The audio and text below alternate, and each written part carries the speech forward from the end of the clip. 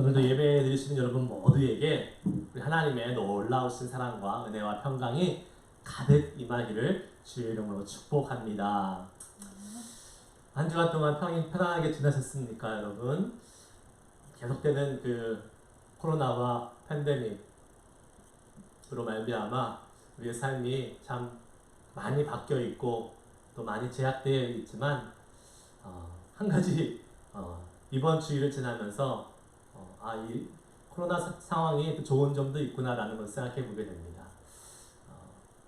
여느 때 같았으면 이번이 롱 위크엔드 아니에요? 레이버데이 위크엔드를 맞이해서 우리가 정말로 하나님 앞에서 예배 드리는 시간을 잊어버리고 놀러 가시는 분들도 있을 수 있을 텐데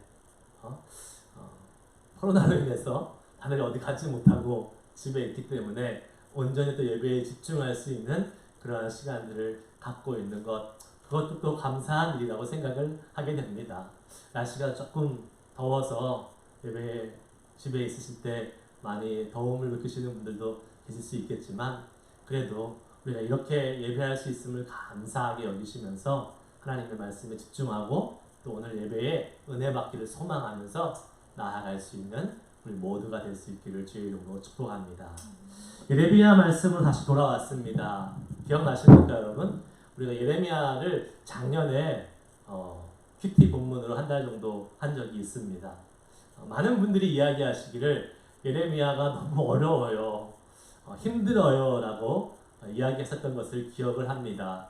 계속해서 유다의 멸망에 대해서 이야기하고 또 구약의 그 역사에 우리가 익숙하지 않기 때문에 그것이 익숙하지 않은 본문들을 또 시대 배경들을 우리가 이해하면서 나아가야 되는 상황에서 큐티까지 하기가 쉽지 않았다라는 생각을 하게 됩니다. 오늘 목회자 서신에 제가 그 예레미야 시대에 대한 그 시대적 배경을 짧게나마 적어놨는데요. 여러분 보시면서 조금이라도 도움이 되었으면 좋겠습니다.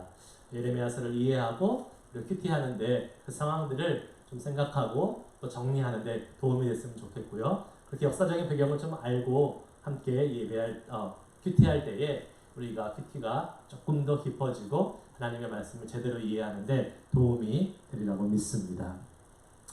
오늘 말씀은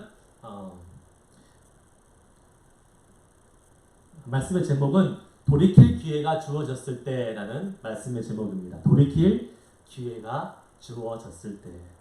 여러분, 하나님의 말씀이 전해졌을 때에 두 가지 반응이 나타날 수 있는 것을 우리는 보게 됩니다. 여러분, 하나님의 말씀을 여러분 한번 생각해 보십시오. 하나님의 말씀을 받을 때에 여러분이 어떻게 반응을 하든지 두 가지로 나타나는 것을 생각해 볼 수 있습니다. 한 가지 반응은 말씀에 동의하는 것입니다. 수긍하는 것이에요. 그렇습니다. 하나님은 어떨 때 그래요? 하나님의 말씀이 주로 우리를 격려하고 우리를 감싸주고 우리를 사랑한다고 말씀하시고 우리를 위로하시고 이럴 때에 그 하나님의 말씀이 너무나 좋아서 우리는 그 하나님의 말씀에 적극적으로 반응하며 수긍합니다. 인정합니다. Yes, 그렇습니다. 하나님 맞습니다. 라고 인정하게 됩니다. 또 다른 반응은 하나님의 말씀과 우리의 생각이 우리의 그러한 반응이 충돌하는 경우가 있습니다. 어떤 경우가 그렇습니까? 말씀이 우리가 기대했던 것과 다른 말씀이 갑자기 들어왔을 때에 또는 우리가 살아왔던 삶의 방식과 삶의 경험과는 완전히 다른 이야기를 하거나 다르게 고치라고 도전하고 있을 때에 우리의 그러한 생각과 경험이 하나님의 말씀과 충돌하는 것을 경험하게 됩니다. 특별히 내가 확신하고 지금까지 열심히 살아왔던 그러한 삶의 그러한 발자취, 삶의 그러한 역사가 인정받지 못하고 오히려 잘못되었다라는 하나님의 말씀의 지적을 받을 때에 그것이 송두리째 부정되고 너는 그 길을 완전히 버리고 새로운 길로 가야 된다라고 말씀하고 있을 때에 우리는 하나님의 말씀에 사실은 참기 어렵고 하나님의 말씀에 때로는 화가 날 수도 있고 때로는 그 말씀에 충돌이 되는 이 일을 경험할 수밖에 없는 것이 사실입니다. 그런데 오늘 예레미야 26장에서 지금 그러한 일들이 벌어지고 있는 것을 보게 됩니다. 큐티를 하신 분들은 아마 아실 거예요. 예레미야가 지금 성전 뜰에 서서 그 성전에 있는 사람들을 향해서 예언을 합니다. 그런데 뭐라고 얘기하냐면 너희들이 지금까지 행위에서 돌이켜서 지금까지 하던 대로 하면 안 되고 그 행위에서 돌이켜서 하나님의 말씀을 쫓아야 된다라는 이야기를 예언의 말씀을 하는 것을 보게 됩니다. 성전에 있는 사람들이 누구입니까? 제사장들, 또 선지자들, 그리고 서기관들 다 종교 지도자들이 그곳에 있는데 그들은 나름대로 열심히 주님을 섬겼던 사람인데 그들을 향해서 지금까지 하던 것을 버리고 고치고 새로운 길로 가라고 말씀하는 예레미야의 이 예언 앞에 이 사람들의 마음은 참기 힘든 어려운 그러한 상황이었고 화가 일어나서 예레미야를 심지어 죽이려고 하는 것을 우리는 보게 됩니다. 오늘 말씀의 시대적 배경을 한번 봅시다.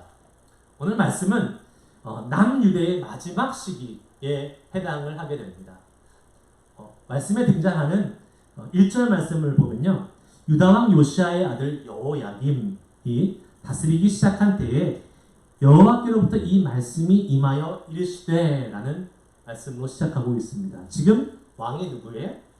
여호야김 왕이 지금 다스리기 시작한 때라고 말씀하고 있습니다. 여호야김은 남유다의 마지막에서 세 번째 왕입니다. 여호야김. 그리고 이 여호야김을 시작으로 계속해서 이제 남유대가 멸망하는 몰락의 길로 지금 달려가고 있는 것입니다. 여호야김은 11년간 통치를 했고 그 후에 뒤에서 두 번째 왕인 여호야긴은 3개월 그리고 마지막 왕 시드기야는 11년간 통치를 했습니다. 결국 여호야긴부터 시작해서 마지막 왕 시드기야까지 약 20년간의 통치 기간이 있었는데 이 세 왕의 공통점은 모두 다 하나님 앞에 악한 왕이었다는 거예요. 그래서 이 왕들이 다스리는 동안 계속해서 남유다가 점점점 썩어서 골마 문드러지기 시작하고 결국에는 바벨론에 의해서 망하게 되는 그러한 일이 벌어지게 됩니다. 근데 바벨론이 남유다를 멸망시킨 것이 한 번 쳐들어와서 멸망한 것이 아니라 세 번에 걸쳐서 쳐들어오게 되는데 그 1차 침공이 바로 주전 605년경이었습니다. 605년. 그리고 여호야김이 즉위한 오늘 본문에 나온 여호야김이 왕위에 오른 때가 주전 609년이니까 지금 여호야김이 왕위에 오른 다음에 약 4, 5년 뒤에 바벨론이 침공을 해서 데려갔던 것. 우리가 잘 아는 다니엘도 그때 잡혀갔던 것을 우리는 성경을 통해서 알 수 있습니다. 여호야김이 즉위에 올랐을 때에 아직 바벨론이 하나님의 심판의 도구로 사용되는 바벨론이 지금 쳐들어오기 전이었다는 사실을 우리는 기억해야 되는 것입니다. 그것이 참 중요합니다. 예레미야가 이 예언의 말씀을 선포했던 이 시기, 그 시기가 아주 중요하다는 것을 우리는 발견할 수 있습니다. 말씀드린 대로 여호야김이 다스리는 그 시대는 유다가 멸망해가는 시기에 있었습니다. 정치적, 종교적으로 썩을 대로 썩어 있는 골마있던 시대였습니다. 그때에 하나님의 예언의 말씀이 예레미야를 통해서 선포되었다는 사실이 중요한 의미를 가지고 있다는 사실입니다. 무엇이에요?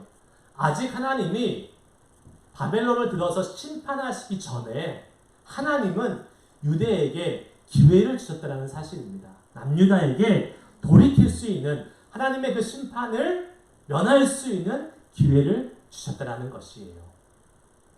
하나님은 우리에게 이렇게 기회를 주십니다.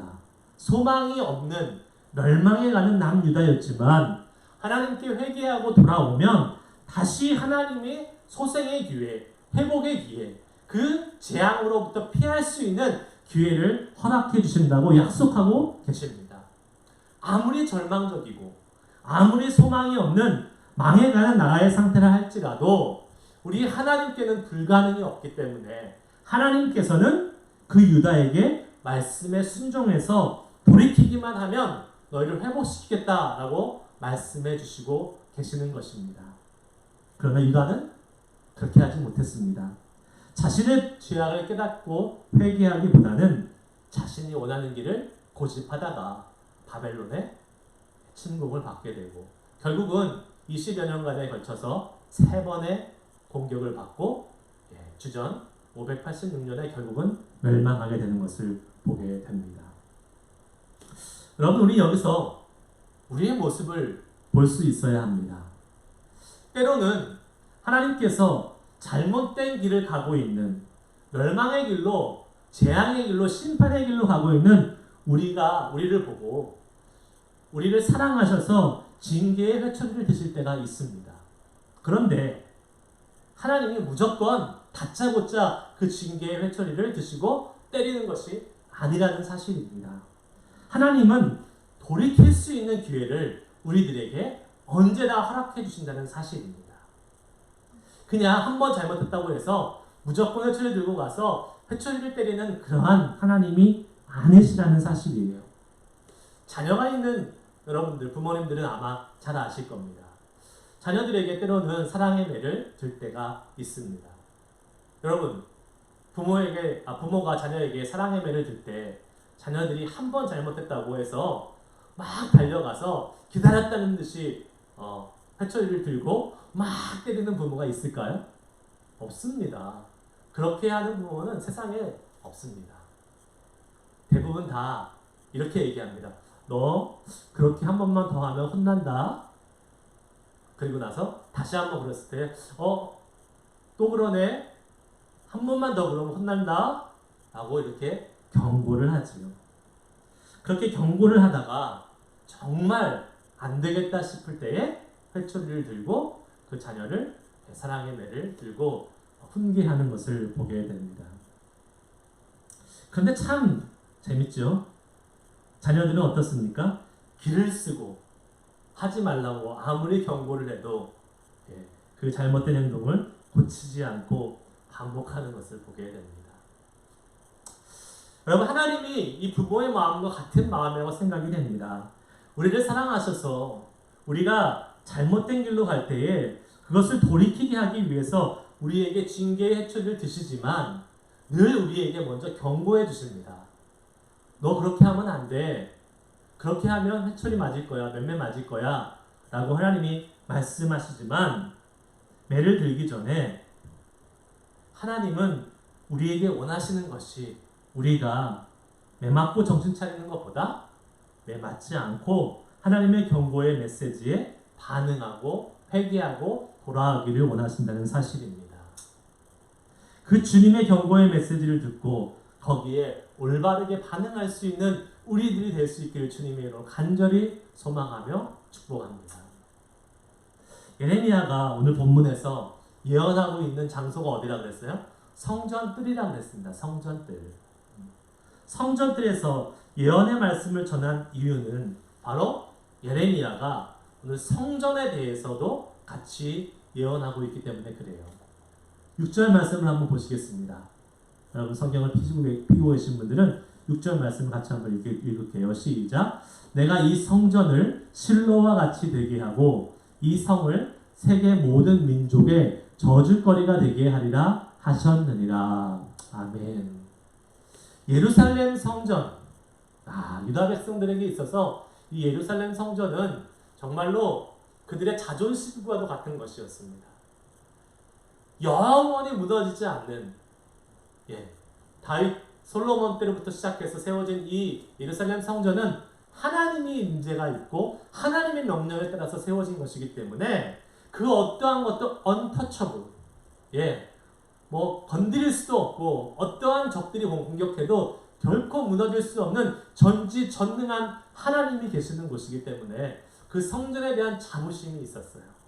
그런데 지금 예레미야가 아주 불경스러운 예언을 하고 있는 것입니다. 어떻게 해요? 이 성전이 실로와 같이 될 것이다. 실로라는 곳은 우리가 성경의 역사를 보면 이 실로가 하나님의 언약궤가 있었던 곳이잖아요. 근데 하나님의 언약궤가 있었는데 어떻게 됐습니까? 그럼에도 불구하고 블레셋의 공격을 받아서 블레셋에 의해서 실로가 완전히 파괴되었고 이 예레미야 당시에는 완전히 황폐화된 곳, 폐허가 된 곳으로 남아있는 곳이 바로 실로였다는 사실입니다. 예루살렘 성전이 실로와 같이 될 것이다, 폐허가 될 것이다 라는 예언을 지금 하고 있는 것이에요. 그럼 이것은 정말 당시의 유대 지도자들, 유대 제사장들, 선지자들, 서기관들이 봤을 때는 어떠한 예언입니까? 불경스러운, 반민족적이고 반종교적인 예언을 하고 있는 것이기 때문에 그렇습니다. 어떻게 하나님이 계신 곳이 망할 수 있어? 어떻게 하나님이 계신 이 성전이 있는 예루살렘 성전이 멸망할 수 있어? 라는 그러한 생각을 아주 가득 가지고 있었던 사람들이 바로 유대의 지도자들이었다는 사실입니다. 그러나 여러분, 아무리 성전이라 할지라도 성경의 역사는 우리에게 분명히 그 성전이 망할 수 있다는 것을 보여주고 있습니다. 하나님이 계신 곳이라고 아무리 생각하고 그렇게 굳게 믿고 있어도 그 성전은 하나님이 버리실 수 있다는 사실입니다. 하나님이 버리시면 불탈 수 있고, 하나님이 버리시면 무너질 수 있고, 하나님이 버리시면 완전히 황폐화될 수 있다는 사실이에요. 언제 그렇습니까? 하나님의 백성이 그 하나님의 말씀에 순종하지 아니할 때 하나님은 그 성전을 얼마든지 버리실 수 있다는 사실을 기억해야 됩니다. 그 성전이 더 이상 하나님이 계시는 곳이 되지 않고 그들의 종교적 신념을 지키는 미신이 되어버렸다면 그것은 더 이상 성전이 아니라 하나의 건물에 불과할 뿐이고, 그 건물은 하나님이 더 이상 계시지 않기 때문에 하나님은 얼마든지 무너뜨리실 수 있었다는 사실을 우리는 기억해야 됩니다. 왜 하나님이 이 성전을 무너뜨리시겠다고 말씀하고 있습니까? 그것은 아까 말씀드린 대로 그들은 하나님을 섬긴다고 하고 있지만 하나님의 말씀을 온전히 듣지 않고 하나님의 말씀대로 온전한 삶을 살고 있지 않았기 때문에 그렇습니다.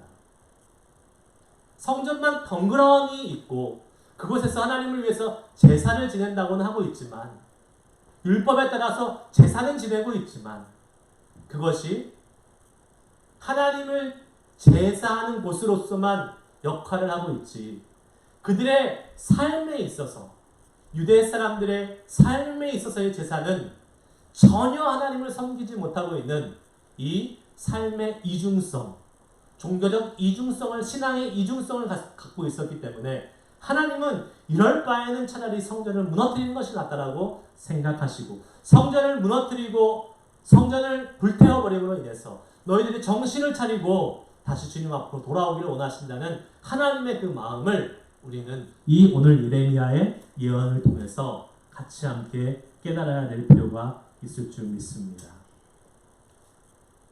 바로 그것이었습니다.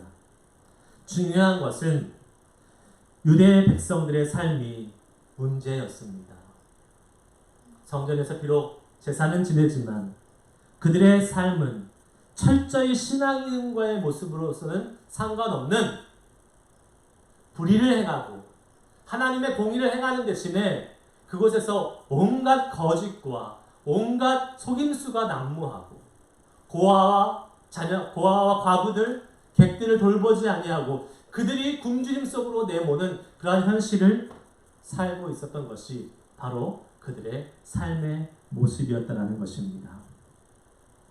거룩한 성전이 지켜질 것이라는 이 철저한 미신적인 신앙을 가지고 있는 그들의 모습, 삶과 성전에서의 모습이 완전히 다른 이중적인 이 모습을 통해서 하나님은 그 성전마저도 무너뜨리셨다는 사실을 우리는 기억해야 될 것입니다. 여러분, 지금 우리의 조국 한국 교회는 엄청난 위기 가운데 내몰려 있습니다. 뉴스를 통해서 보신 분들은 아마 아실 거예요. 지금 어느 때보다도 교회에 대한 반감과 거부감, 기독교에 대한 그러한 아주 혐오스럽다라고 이야기할 정도의 사람들의 반응이 우리 한국교회, 우리 조국에 나타나고 있습니다. 교회 다닌다는 것이 부끄럽게 여길 정도로 사람들이 생각한다라고, 교회 다니는 사람들이 생각한다라고 할 정도로 정말로 어쩌다가 한국교회가 이 지경이 되었을까라는 그러한 생각을 해볼 정도로 상황이 심각하다고 합니다. 심지어 물론 일부의 이야기이긴 하겠지만 어떤 상점에서는 교인 출입 금지라는 그 사인을 붙여놓고 기독교인들은 들어오지 말라라고 할 정도로 기독교에 대한 거부감이 아주 심각한 상태입니다. 어쩌다가 이 지경이 되었을까요? 저는 그 이유를 물론 지금 코로나로 인해서 기독교가 교회들이 코로나로 인해서 이슈가 된 부분들도 있지만 그것은 하나의 단편적인 지금 눈에 보이는 모습일 뿐이고 지금까지 우리 한국 기독교의 역사를 통해서 보여줬던 교인들, 교회의 철저한 이중적인 모습이기 때문에 이중적인 모습이 보여졌기 때문에 그 이유가 있지 않나 싶습니다. 교회에서는 거룩하게 예배하는데 사회에 나가서 삶에 있어서는 철저하게 이기적인 교회의 모습, 교인들의 모습이 보여졌기 때문에 그렇지 않나 싶습니다. 지금 교회가 욕을 먹고 지금 교회가 정말 가장 큰 위기에 있는 것은 분명히 코로나 사태 때문에 그렇습니다. 겉으로는 그렇게 보입니다. 사회적으로 온 국민이 합심해서 이 코로나의 그 확산을 막기 위해서 희생하고 애쓰고 있는데 일부 몇몇 교회들이 그것을 무시하고 정말 비상식적으로 몰상식적인 그러한 방역 지침을 무시하면서 모임을 갖고 이 코로나 확산에 일조했던 것을 우리는 알고 있습니다. 그러나 그것 사실입니다. 그러나 코로나 이전부터 한국교회는 철저하게 사회로부터 계속해서 불신이 쌓여올 수밖에 없었던 그러한 모습을 갖고 있었습니다. 그것이 무엇입니까? 바로 교회에서의 예배와 삶에서의 예배가 철저히 분리된 신앙의 이중성입니다. 주일 성수는 강조했지만 주일 성수 얼마나 강조합니까? 한국교회? 주일날 교회에 와야 된다. 주일날 예배 드려야 된다. 사실 그거 강조했기 때문에 지금 이 코로나가 창궐하는 이 상황 속에서도 주일날 모여서 예배해야 된다고 이야기하고 있는 거 아니겠습니까? 주일 성수는 그렇게 강조했는데 정작 삶에서의 예배, 정작 우리의 생활에서, 사회에서, 직장에서, 학교에서의 우리의 예배는, 우리의 모습은 그렇게 목숨 걸고 지키는 주일날의 거룩한 그 모습을 지키지 못했기 때문에 주변으로부터 많은 지탄과 비난의 대상이 되어왔습니다. 교회가 주변 이웃들과 주차의 문제로, 소음의 문제로 싸우고 분쟁이 있었던 것은 하루 이틀의 일이 아닙니다. 교회가, 교인이 정말 상식만 지켜도, 세상 사람들이 지키는 질서만 지켜도 되었을 건데 그것을 무시한 채 예배드리기 위해서 이웃들에게 피해를 주고 불편함을 준다면 그것이 과연 하나님이 보시기에 올바른 예배의 모습일까? 우리는 한번 돌이켜 봐야 될 것입니다. 그러한 모습들이 쌓여왔기 때문에 코로나 사태가 바로 기름을 부은 것이라고 볼 수 있을 것입니다. 미국에 사는 우리들은 어떻습니까? 이것이 단순히 우리 조국의 한국의 문제라고 볼 수 있습니까? 우리의 삶은 어떻습니까? 우리의 모습은 어떻습니까? 주일날 예배 드린다고, 거룩하게 예배 드린다고, 주일날 예배 딱 드리고 나서 내가 할 도리는 다 했어 라고 생각하고 일주일 동안 살아가는 우리의 삶의 모습은 과연 어떻습니까? 아니, 하나님 앞에 나와 있을 때의 나의 모습과 하나님 그 앞에 나온 예배 이후의 모습은 어떻습니까? 요새는요, 인터넷으로 예배를 드리잖아요. 그래서 하나님 앞에 예배 드린다고 하는데도 불구하고 예배 드리는 우리의 모습조차도 흐트러지기가 너무 쉽다는 사실이에요. 처음에 인터넷 예배가 시작되었을 때 우리의 모습이 어땠습니까? 인터넷 예배 수칙을 통해서 말씀드렸듯이 정갈하게 옷을 입고 단정하게 옷을 입고 하나님 앞에 5분, 10분 전에 나와서 교회에서 예배하는 것처럼 예배하자고 말씀드리지 않았습니까? 근데 지금 몇 개월이 지난 지금 여러분의 모습 어떤 것 같습니까? 자다가 일어난 옷 그대로 입고 계시지 않습니까? 혹시? 소파에 거의 누워있다시피 하면서 예배드리고 있지는 않습니까? 찬양 시간에는 그냥 막 가만히 있다가 설교만 간신히 듣고 있지는 않습니까? 여러분, 지금 우리의 예배의 모습이 이렇다면 우리의 삶의 예배의 모습은, 우리의 삶의 모습은 보나마나입니다. 설령 지금 이 예배 시간을 꾸역꾸역 지킨다 하더라도 우리의 삶이 제대로 하나님의 말씀 앞에 사는 삶이 아니라면 우리의 모습은 지금 오늘 본문에 나온 유다 사람들의 모습과 다를 바 없다는 사실을 기억하고 주님 앞에 우리 회개하며 돌이키며 나아가야 될 줄 믿습니다. 하나님은 유다 백성들을 향해서 이렇게 말씀하고 있습니다. 13절 오늘 본문 말씀입니다. 다 같이 시작. 그런즉 너희는 너의 길과 행위를 고치고 너희 하나님 여호와의 목소리를 청종하라.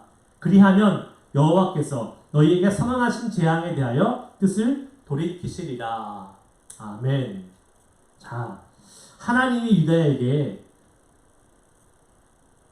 유다에게 내리시겠다고 선언하신 재앙을 돌이키시겠다고, 성전을 무너뜨리시고 예루살렘 성을 멸망시키시고 바벨론을 통해서 그들을 멸망시키시겠다고 하는 이 하나님의 재앙의 선언을 돌이키시겠다라고 하는 하나님의 방법이 오늘 이 말씀에 나와 있는 것입니다. 그 첫 번째가 무엇입니까? 우선적으로 너희는 너의 길과 행위를 고치고 라고 말씀이 나와 있습니다. 지금까지 살아왔던 길, 지금까지 행해왔던 행위를 고치는 것입니다. 여러분, 우리의 삶은 우리의 행위가 고쳐짐으로 인해서, 행동이 고쳐짐으로 인해서 바뀌어질 수 있다는 사실을 기억하시길 바랍니다. 우리의 행동이 바뀌어지면 그것이 습관이 됩니다. 그 행동이 바뀌어지는 습관이 바뀌어지면서 그것이 우리의 삶의 그러한 모습으로 나타나기 때문에 그렇습니다. 오늘 본문에서 나오는 그 행위는 어떠한 행위를 말하냐면 26장의 3절에 보면 악한 길이라고 말씀하고 있습니다. 악한 길. 악한 길과 악한 행위를 고쳐라 라고 말씀하고 있어요. 우리가 살아온 길 중에서 하나님 보시기에 합당하지 않은 길, 또 우리의 양심의 거룩한 울림으로 울려나오는 그 양심의 가책이 있는 길, 그러한 길들을 하나님께서 버리고 고치라라고 말씀하고 있다는 사실이에요. 여러분, 우리가 특별히 아주 악한 삶을 살고 있지 않기 때문에 내가 그렇게 악하게 사는 길이 있나 라고 생각하기 쉽습니다. 그러나 여러분, 당시에 지금 오늘 본문 말씀의 당시에 있는 유대 사람들도 똑같이 생각했습니다. 내가 무슨 악한 길이 있어? 내가 무슨 돌이킬 길이 있어? 라고 생각했을 것입니다. 그러나 여러분, 성전에 있었던 그 제사장들, 선지자들, 예레미야의 이 돌이키라고 고치라라는 이 선을 들었던 이들은 전혀 고칠 생각이 없었습니다. 무엇이 문제였을까요? 그들은 종교적 행위에는 열심히 있었지만 실제로 하나님의 말씀을 듣는 귀는 닫혀져 있었기 때문에 그렇다는 사실입니다. 예레미야의 말씀을 통해서 들려지는 하나님의 말씀을 듣지 못하고 계속해서 거부하는 악을 행했다는 사실입니다. 여러분, 우리가 살아왔던, 저와 여러분이 살아왔던 삶의 모습을 한번 돌아와 봅시다. 그 삶의 모습이 우리의 삶의 길과 행위가 과연 돌이킬 것이 하나도 없는 것일까요? 내 삶에 자리 잡고 있는 악한 모습이 무엇인지 이 시간 찾아내서 고쳐야지만이 하나님의 징계, 하나님의 심판을 돌이킬 수 있다는 사실을 기억할 수 있기를 바랍니다.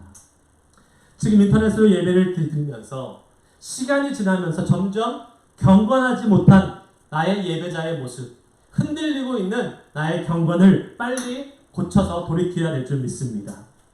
하나님의 말씀을 귀로만 듣고 삶에서 실천적으로 살아가지 못하는 우리의 모습, 돌이켜야 될 줄 믿습니다. 하나님에 대한 기대와 소망감이 사라진 채에 매일 습관적으로 예배하고 있는 우리의 모습, 매일같이 아무런 기대 없이 살아가는 우리의 일상적인 반복, 그것을 우리는 이 시간 고쳐야 될 줄 믿습니다. 계속 바쁘다는 이유로 내가 바쁘지만 하나님의 말씀을 읽어야 돼, 내가 바쁘지만 하나님을 찾아야 돼 라는 그러한 생각만 하고 있고 그것을 실천에 옮기지 못하는 우리의 삶의 모습을 우리는 이 시간 고쳐야 될 줄 믿습니다. 우리의 기준을, 신앙적인 기준을 낮추고 이 정도면 괜찮지, 이 정도면 하나님께 인정받을 수 있지, 이 정도면 내가 할 수 있는 미니멈의 모습을 하고 있지라고 하면서 우리의 신앙적인 성숙과 성장 없이 계속해서 어린아이와 같은 모습으로 살아가는 우리의 이 낮은 수준에 머물고 있는 모습을 고쳐야 될 줄 믿습니다. 그리고 그 시작은 어디로부터 시작되느냐? 바로 여호와 하나님의 목소리를 청종하는 것으로부터 시작함을 믿으시기를 바랍니다.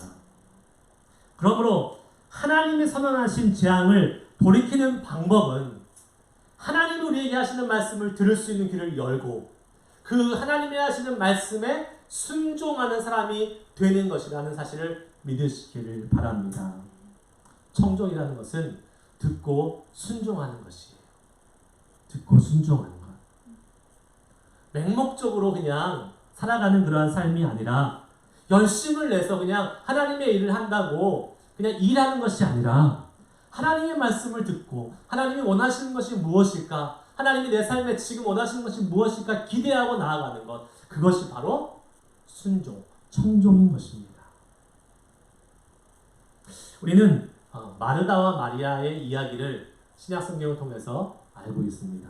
예수님이 예루살렘에 올라가시면서 나사로의 집에 들리셨을 때에 마르다는 예수님이 오신다는 말씀을 듣고 열심히 음식을 만들면서 예수님을 대접할 준비를 했습니다. 그런데 마리아는 어떻게 했습니까? 예수님 발 앞에 앉아서 그 예수님의 말씀을 경청하며 듣고 있었습니다. 마르다가 화가 났습니다. 자신은 땀을 뻘뻘 흘리면서 음식을 준비하면서 예수님을 섬길 준비를 하고 있는데 마르다는 예수님 앞에서 탱자탱자 노는 것 같았습니다. 화가 쏟았습니다. 그래서 예수님께 이야기했습니다. 예수님, 저 마리아도 나를 좀 돕게 하세요. 나 혼자 이렇게 애쓰면서 준비하는 것이 너무 불공평하지 않습니까? 그러자 예수님이 뭐라고 말씀하셨어요? 누가복음 10장 41절 42절 말씀에 이렇게 말씀하십니다. 시작.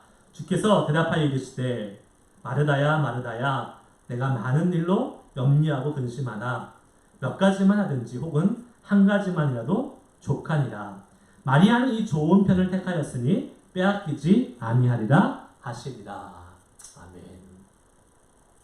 예수님이 중요하게 여긴 것은 음식 만드는 것도 중요하지 않다는 것이 아닙니다. 그러나 더 중요한 것이 있다는 거예요. 무엇입니까? 주님의 말씀을 듣고 믿음을 키우고 그 하나님의 말씀에 순종하는 모습으로 나아가는 것이 더 중요하다고 말씀해주고 있는 것입니다. 하나님이 기뻐하시는 것, 예수님이 기뻐하시는 것은 무엇이냐? 다른 여러 가지 일도 할 수 있지만 제일 중요한 것은 하나님의 말씀을 듣는 거예요. 그것을 청종하는 거예요. 순종하는 것입니다. 그럼 하나님의 말씀을 잘 듣고 계십니까?